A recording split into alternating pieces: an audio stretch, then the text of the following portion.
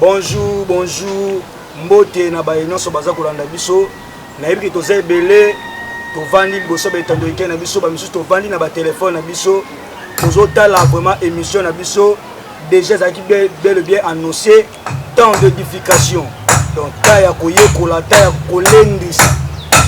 Émission otokoyamba na nzambe ya lolenge nyonso oyo olingeli yango na koyesa ba peuple congolais ba o baza na France ba o baza libanda mboka. Tous à toujours connecté pe tous s'abonner massivement à la chaîne Abisso Ravial Bilengi TV. Émission Abisso temps d'édification. Le lot toko parler peut toko partager et longo na notre papa qui est ici devant nous. Bonjour papa. Comment vous allez papa? Vraiment je fais grâce à vous. Ouais, je vais bien merci. Vraiment papa, nga la bonne nga kotanga kongo parce que nga déjà ici na yebi na ngayo. Mais bâtiment sur tout à l'heure, on a pour na posa baeba kombonani ozanani ozaboye. Merci papa na question maloba. Vraiment shalom à tout le monde, shalom à tout le peuple. Je suis votre frère Babi Mouniaka pour d'autres personnes. Je suis aussi pasteur de l'église Méoc, ministère évangélique Èvre la Croix. Je crois réellement que nous sommes très avis de vous savoir nombreux entre nous suivre. Que l'Éternel vous bénisse. Ah merci papa. Papa pasteur, papa berger, Babi Mouniaka. Vraiment le lot to développer makambo ebele. Yo vani nda ko zotala biso no sengo zo kayena bik pour vraiment papa za ko enseigner biso. Comme na biso to lobela le lot to parler sur le type de songe dangereux. Le type de songe dangereux. Na bi que déjà aussi papier na bik au simbi na maboko ozana poso yeba. Papa, j'espère que nous avons un ministère, j'espère que nous avons malades. Vraiment, ça évolue par la grâce. Vous avez un Méoc, Méoc, en fait, généralement, la grande communauté à Méoc, l'église Nabiso-Mère, Isali Nabifulu, Poulo, numéro 24, Lissuboyo, Papa Nabiso, la porte Philippe Sangou Kakamba. Ngai Nae Awa, nous avons travaillé dans l'avenue Louose, numéro 5. Na quartier Ngomba na commune ya Kisensu za bisika oyo église Méoc oyo tant nazali consacré le rôle à pasteur Batinda Kimba. Ah donc Méoc oyo ya commune ya Kisensu. Donc église ya Méoc oyo za na commune ya Kisensu représentant yo tozana liboso na pesi bana nyonso ya ministère ya Méoc mbote bisika bozali na yebi ke boza peut toujours connecter peut brancher bo s'abonner peut to partager. Vraiment to kota directement na sujet na biso. Na profité qu'on peut s'emboter na mon ami de souffrance, mon ami de lutte, Jonathan Mikweka, autrement dit Espador Aduxi, et mon frère Ephraim Mbenza na Chypre. Tous ont parlé sur type de songe dangereux. Papa, qu'est-ce que signifie songe? Merci pour la question. Étymologiquement parlant, du latin somnium, ils allaient rêve en français, ou bien somnis, ils allaient sommeil, et là c'est juste idée, imagination d'une personne qui dort. Les alliés, idée ou imagination d'une personne qui dort. Je donne un exemple. Le son déjà, c'est un monde des images. À chaque moment où tu as la ranabutu, ce sont des moments forts que l'Éternel nous parle. Quand nous tu as la ranabutu, tu as pour guider à mon, pour guider kolota, donc c'est un peu ça. Les alliés, imagination d'une personne qui dort. Donc tout court.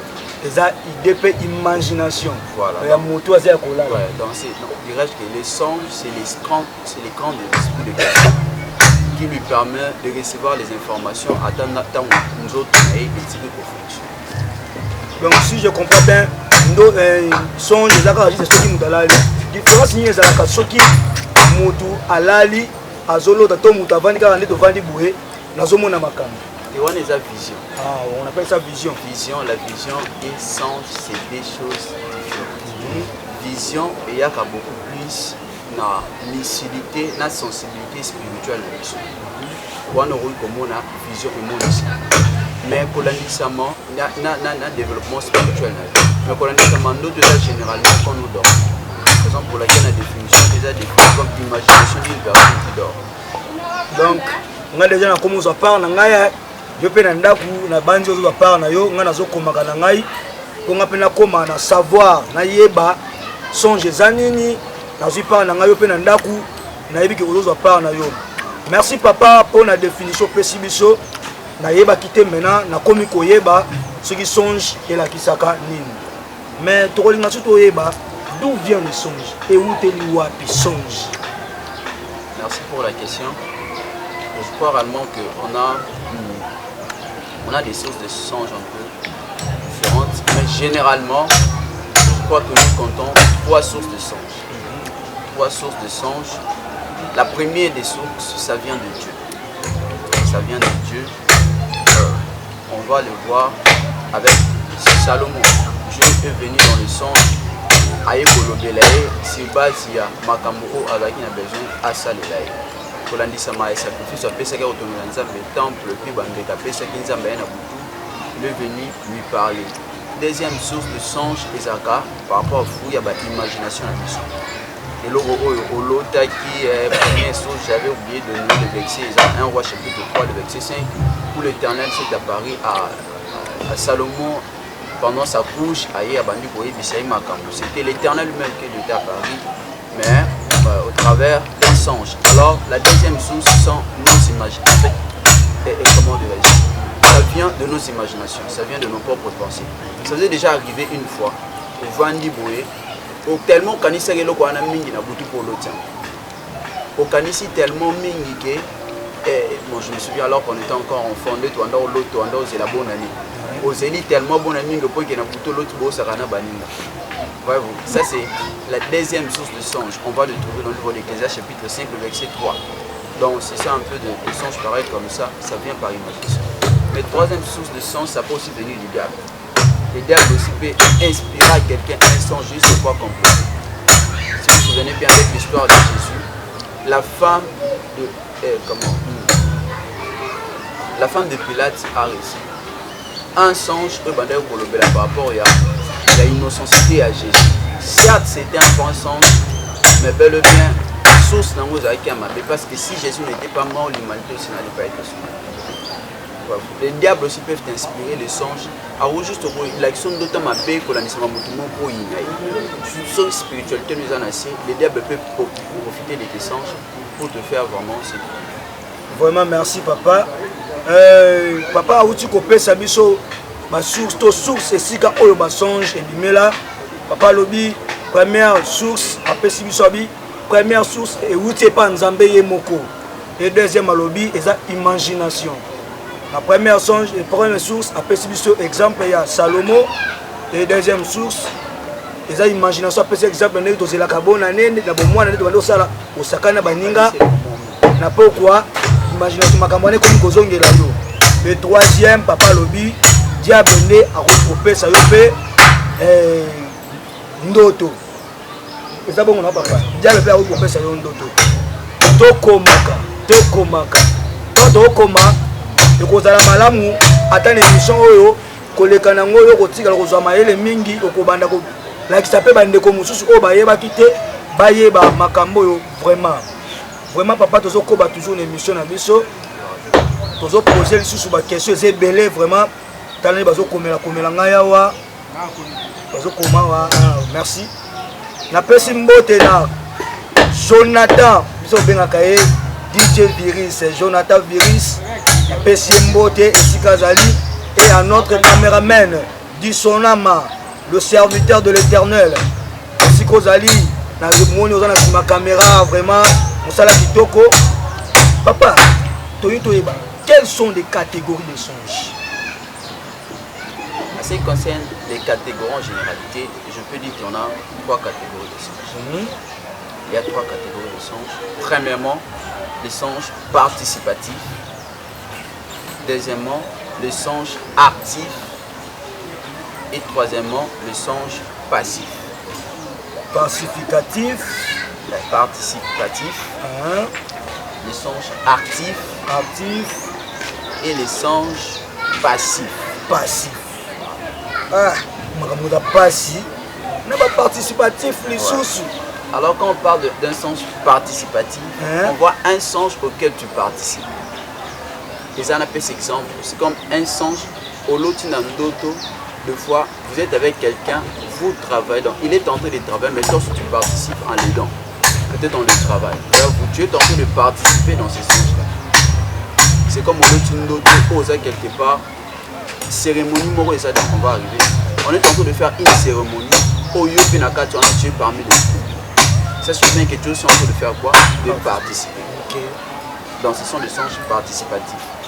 Les songes Oyo, tu as un mot à dire, tu as de l'autorité, ouais, tu participes. Mais les songes artifs, ce sont des songes où tu es en train d'agir dans les songes. Les anotoloti, tu es en train de faire quoi? D'agir. Tu es en train de faire quoi? D'agir. C'est-à-dire que tu donnes de l'ordre. Dans ce lot quelque part, Oyo, juste, il en fait un peu partie des songes qui démontrent un peu l'autorité spirituelle que nous avons. Qui démontrent un peu l'autorité spirituelle. Donc, des songes où tu es en train de faire quoi? D'agir. Partant d'un mouvement, partant de donner des commandements. Ouais, donc, c'est comme si tu es quelqu'un qui est en train de faire quoi? D'agir dans les songes. Alors, troisième type de songe, ce sont des songes passifs. Des songes auxquels nous subissons des actions. Et ça, le rôle là, tu es commandé, quelqu'un te donne des ordres. C'est un peu ça, les songes. La bande qui est au coma. On a coma nangai, na commis déjà au papa Zoloba et Kosunangai. Ce qui me donne la fière. Je profite à l'occasion de saluer mon père spirituel, le prophète Daniel du monde, na église armée de l'espoir, na Pesiba na notre armée de l'espoir, Mbote Bisikano Sobozo Nangai. C'est votre humble serviteur, le frère Nathan Toukou, autrement dit, frère ZBD. Merci papa, tu as continué. Tu as vraiment, il y a thème, tu as continué. Tu as parlé sur le type de songe dont gérer. Est-ce que, donc, quelles sont les sortes donc, disons quoi, les sortes de songes dont gérer. Quelques songes où ils dont gérer. Peut-être l'autre mais danger pour nous. Bon, déjà, partons de cette question. Il faut que les enfants de Dieu sachent et que j'aime toujours dire il y a une situation que moi-même je vis. Une situation difficile. Dis-moi le contenu de tes rêves, je te dirai la qualité de ta spiritualité. Si vous avez contenu vous savez que l'esprit de l'homme, c'est comme une météo. Quand une saison va s'annoncer, il y a annoncé que la même chose a la même chose est l'homme en déjà généralement déjà quelqu'un déjà et comme elle a senti l'homme en personnellement. Alors on a besoin pour visiter, mais il sent quelque chose, c'est comme ça. Donc avec la spiritualité. Avec la spiritualité. Et partant de songes dangereux, je parlerai de quelques songes dangereux. Le type de songe dangereux. Le premier type d'un songe dangereux, ce sont premièrement des songes qui se répètent deux fois. Ouais. Comme exemple, un songe qui se répète deux fois. Comme exemple, et je parle déjà de la Bible, Genèse 41, le verset 32, Joseph est tenté de dire à Pharaon et que si un rêve se répète deux fois, c'est que son accomplissement est proche. Abisori Ndoto et se répéter deux fois, c'est que ça m'a déjà. Peut-être au lot Ndoto et que au niveau qui est la musique à moi, Moussala, mais Moutouma à Kanyolo. Ndoto, au Tiki, au Lali, au lot même Ndoto, au niveau qui est quelque part, Moutouma, au Kendeki. Ce sont des types de songes que Dieu veut t'avertir coûte que coûte parce qu'il y a un danger qui va. Si on comprend bien dans le livre de Genèse chapitre 22, le verset 10 au 12e verset, on est en train de voir Dieu qui est en train de parler avec Abraham, mais il insiste en lui appelant deux fois. Abraham, Abraham, ne tue pas ton fils Isaac. À chaque moment que Dieu appelle quelqu'un deux fois, c'est qu'il y a déjà une urgence. Donc, ce sont des songes où Dieu est en train de voir déjà une urgence qui va arriver, un danger qui va arriver. Il t'interpelle en disant ne fais pas ça. Et cause à la soit pour oko bakosa le mo mala mongo sala o banda ko sala otika soit otika le mo mabe oyo ozolinga o banda ko sala. Donc c'est un peu des songes pareils comme ça. Quand je parle de dangereux, c'est parce que c'est le fait réellement que cela est répété des fois. Dieu tente d'insister sur base de quelque chose et que nous prendre garde. Là c'était la première, deuxième type de songe dangereux. Ce sont les types de songes où tu fais que cela est sans suite. Les types de songes sans suite et dont le personnage du songe porte le visage caché. Et ça, tu passes songe au salara, aux yeux battus suite. C'est-à-dire, tu fais un rêve, au kangi, aux yeux battus, d'autres bandés là qui voient pépi. et ce sont un peu les types de songes au Mikuna. Dans le petit d'autres morts, finalement, les mêmes jours suivants, au lot, ils sont d'autres morts bon et puis au sein au Bossan. Tu vois, type en deux arabes. Donc en fait, au lot, une fois j'ai déjà traité un peu de comparer comme ça. Autour sur un film, parce que nous avons l'autre la mariage, ça m'a pas les mots, mais l'on est au monde. Ça, ils ne sont pas d'accord. Donc, c'est un peu des sortes, des types de sortes un peu, des types de songes un peu dangereux. Quand tu fais des rêves pareils comme ça, oh bah, ma personnalité n'a qu'à tomber visage dans le c'est inconnu. Soit caché, sache bien que ça n'est pas bien. Ça, en fait, ça porte un message codé pour décoder. Merci papa, toujours continuer kaka papa. Ce qui est aux opés, c'est toujours comment kaka. Donc on déjà dit, il y en a beaucoup papa aux opés, ça toujours, tout a toujours connecté, déconnecté, qu'ils sont toujours connectés. Landa makambo, temps d'édification, yango yonde. Voilà. Alors le troisième type de songe, ce sont des sortes de songes où tu fais un songe auquel des objets disparaissent. Les objets disparaissent et puis tu te retrouves toujours dans les anciennes demeures. Au Salanoto, voyez-vous, la spiritualité est vraiment vaste. Qu'on ne peut pas la comprendre avec nos propres intelligences. À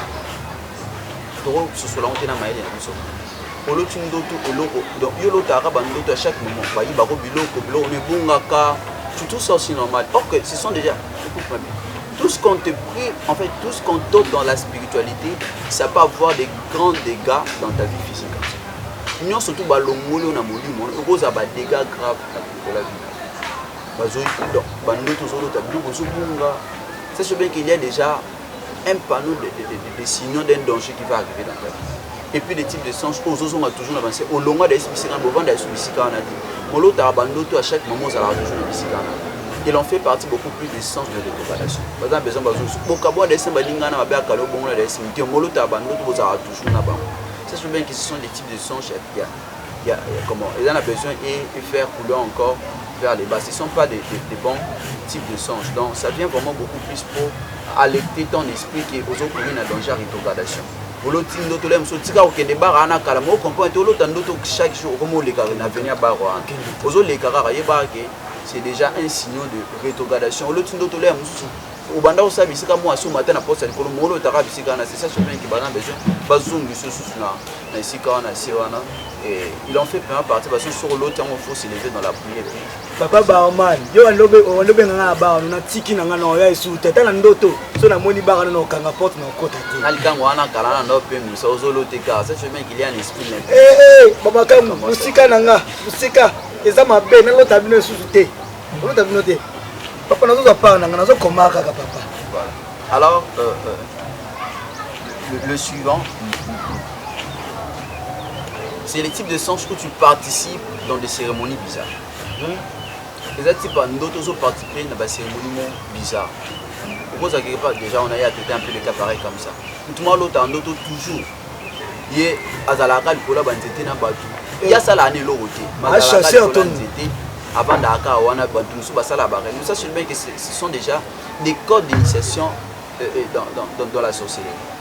Il fait partir de d'autres mois. Toujours assister à une réunion. Soit vous avez quelque part, c'est comme vous êtes arrivé à traiter un cas au frère mort à l'autre et que vous avez quelque part, sur le bas et puis na ko ko kima puis on a ko kima bon na ko pombo na banzete bon pe Hollanda na zo pombo bon pe Hollanda na zo pombo non c'est déjà l'entraînement de la sorcellerie parce que mission la sorcellerie parce que la sorcellerie c'est oh père pardon non et ko ba isanga c'est ngape na ça déjà entraîner po ngape na omona na lota pe wando te mabongo Hollanda nga no kima et ko ko timo na pombo parce que chaque derrière songe se cache aussi des langages raison pour laquelle je dis qu'il n'y a pas un songe net.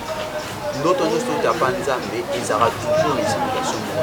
Maintenant, tout à travers d'autres, aucun nous expliquer que nous avons kima, mais nous tout na nous sommes ensemble de nous à exemple de nous ils ont espèce supériorité.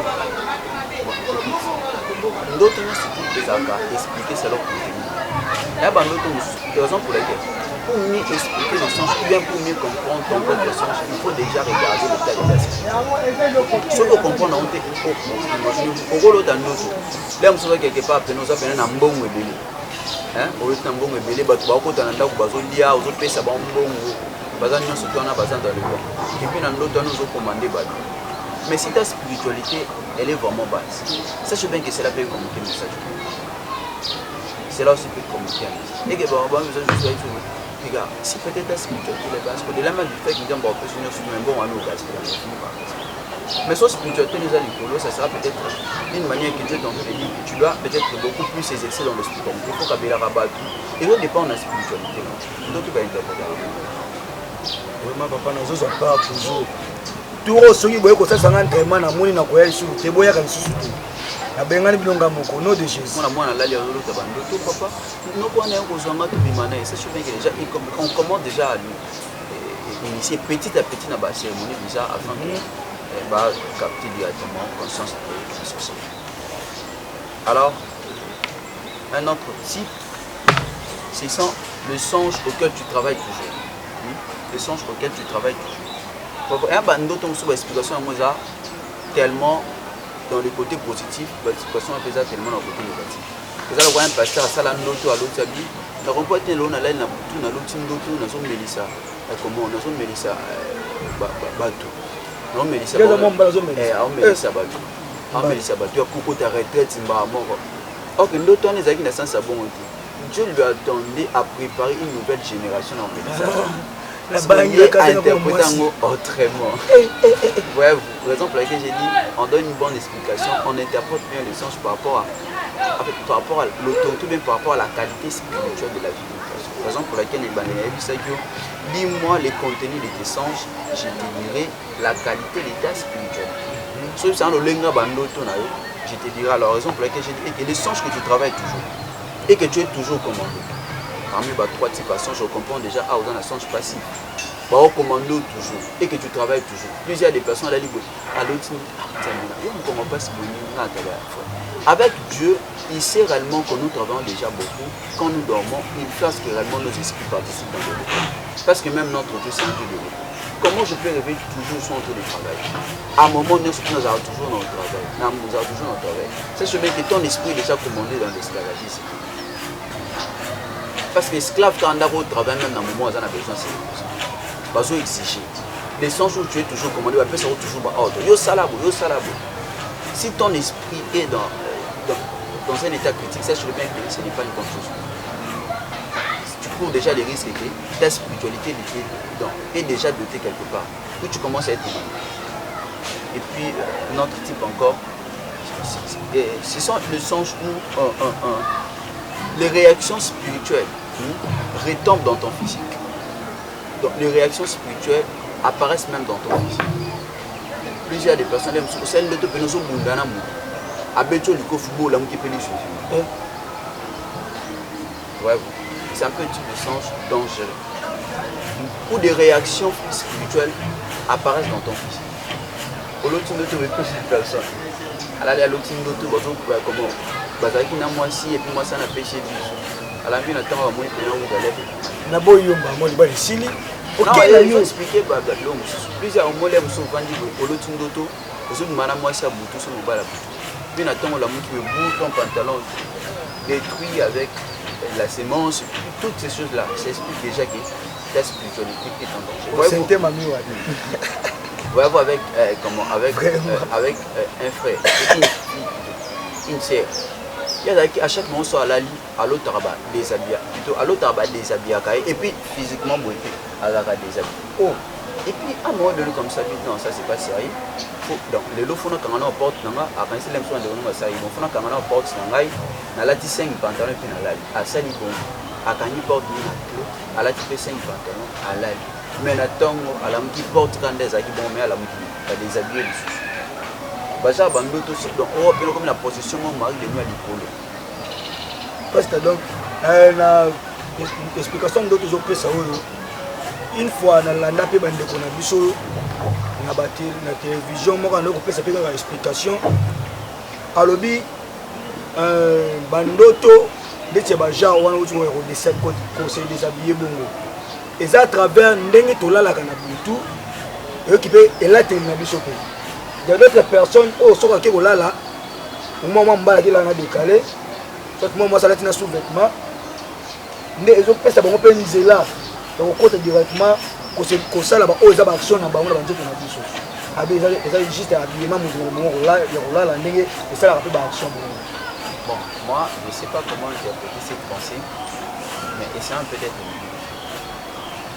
tu sais quand tu es en bonne relation avec Dieu ils sont beaucoup plus de Dieu ta relation avec Dieu te donne la sécurité à tout temps là. Imaginez-vous que Miko est lycée, ils ont une capacité aussi que ça. À tout temps, on nous a donné. Ce n'est pas le faire où là on a décalé pour essayer en sorte de la puissance. Si ton esprit est déjà vaincu, cela va apparaître dans ton corps. Ça n'a rien à voir avec où là on a décalé. Papa, si on a un amour, ça n'a rien à décalé. La chambre d'un amour, non, non,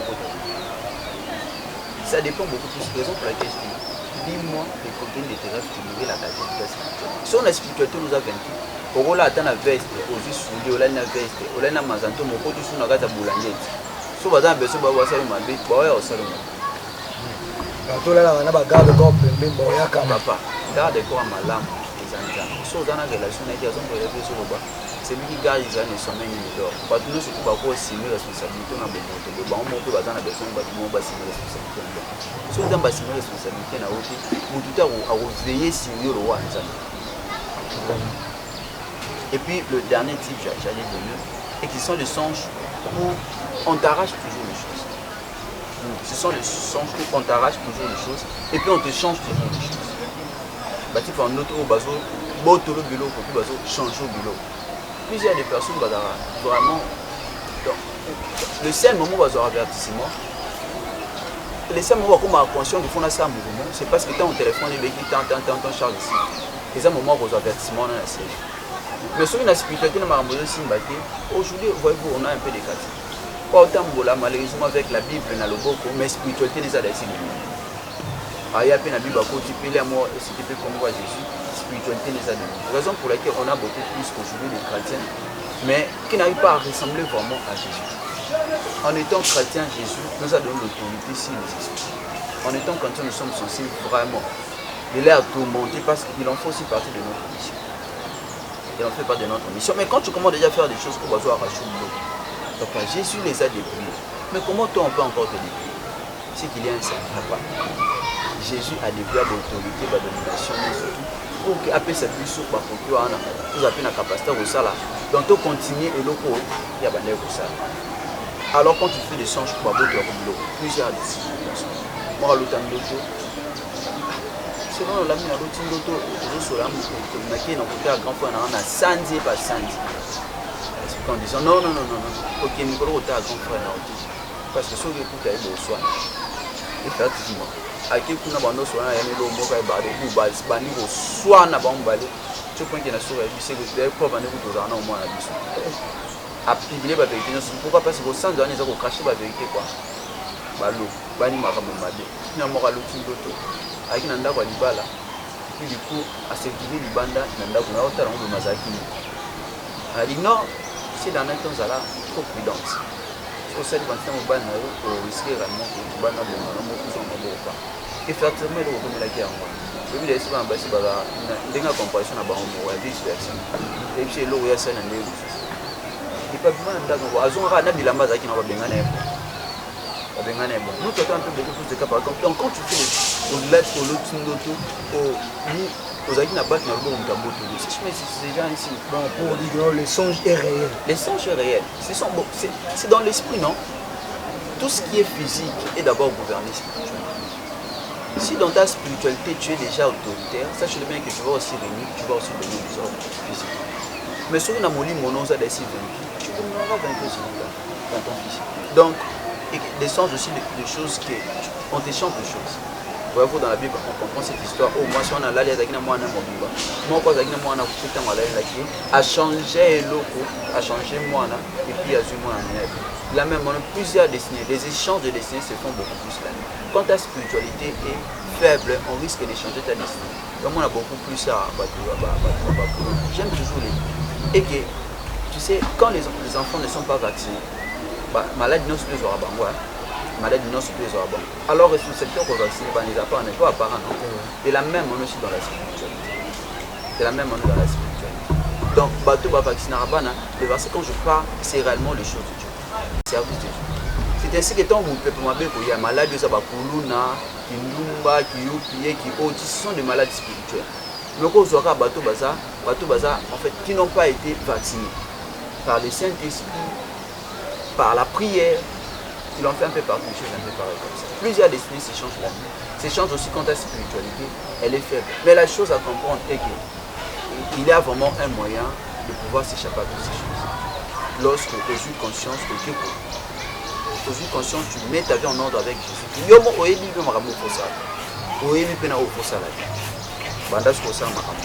pense que c'est ça merci papa toujours comme vraiment na suka ya émission na biso tant d'édification j'espère que bato nyonso baza na bandaku baza na esengo mpe bazososola malamu maloba oyo papa aza koloba soki olingi ocontredire l'explication oyo banimero eza wana na se benga mpe komela biso ekozala vraiment malamu na profite kopesa mbote na Plamedi Lumière autrement dit Luzolo femme dangereuse Mama na Sahel merci papa cité cette étape yaba type ya ndoto eza vraiment dangereux tolingi toshite tokoma na suka mais na koprofite ngana beka okutuna makambo qui a votre service papa bajaka bandoto o soki na loti ndeti ndoto na bala mais na remarier lisusu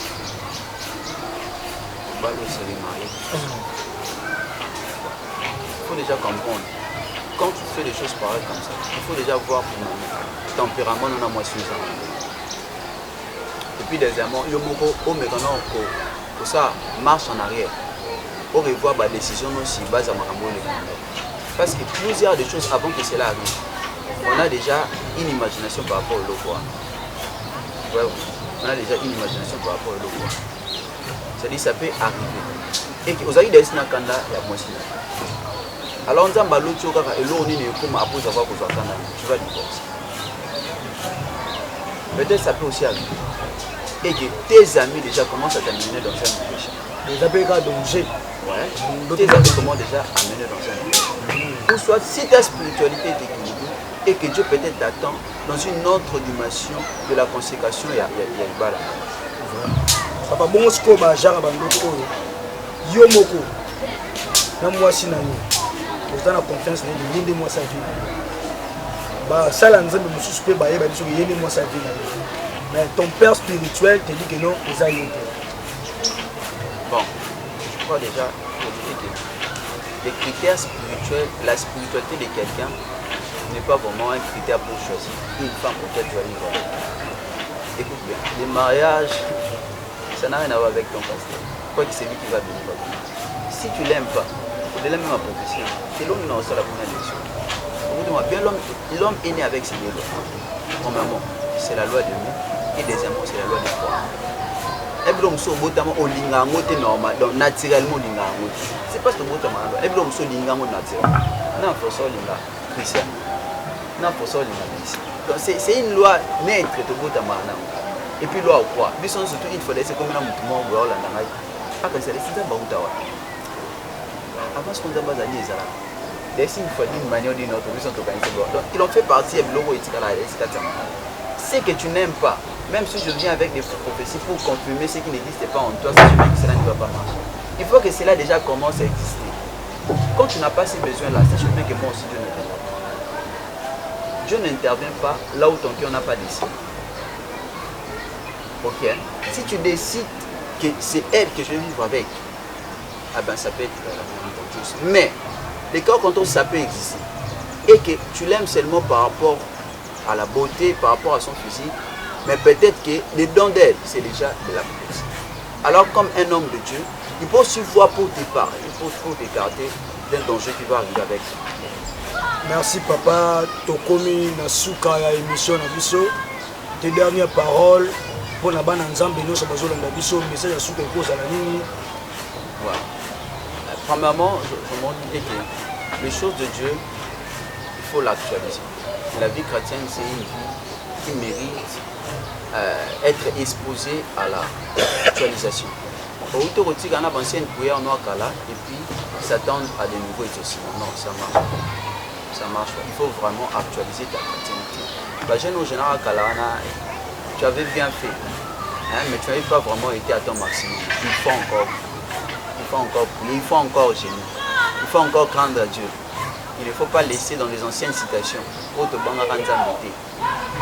pour ce qui te garantit le ciel, ce n'est pas ce que tu avais fait hier, mais c'est ce que tu continues à faire pour toujours. Je crois réellement c'est un peu ça. Aimons Jésus, aimons Dieu, aimons les services que nous faisons pour Dieu. Je crois que c'est un peu utile. Toi qui étais tombé, je crois qu'il y a encore Dieu, avec Dieu ce que j'aime bien, et que Dieu nous accorde toujours une seconde chance. Merci vraiment. Nous avons accordé une chance, une suka. Donc, nous avons une chance à suka. Alangante morabi on a zoé des avis n'angami balé. Yaya, ceux qui ont envie, nous avons permettre de l'envie. Nous avons commis pasteur quand il avait une salle en Zambie. Vous comprenez? Vraiment, quand on a une salle en Zambie, ils ont vraiment malin pour nous biso bat local là-bas, to bénéficier grâce. Merci de commis dans cette émission na biso temps d'édification. Abandi que yo 8 par na yo ngapé na 8 par na ngai to chango na misala e kozala malamu mingi. Yo ozolo tabando to mabe ko hésiter te ko benga numéro pasteur yango nesa na sie ko hésiter te ko benga to soit ya ko sala message pasteur azawana pona ko pesa ba explication ya bandoto nyonso mabe ozolota pe ya ko bondela hein azawana pona ko bondela pe pona ba sujet na yo même si makambo zo simba te ko lemba nanu te ko bwaka na penza mbete associé banganga nzambe et kozala malamu mingi. Merci, à la prochaine.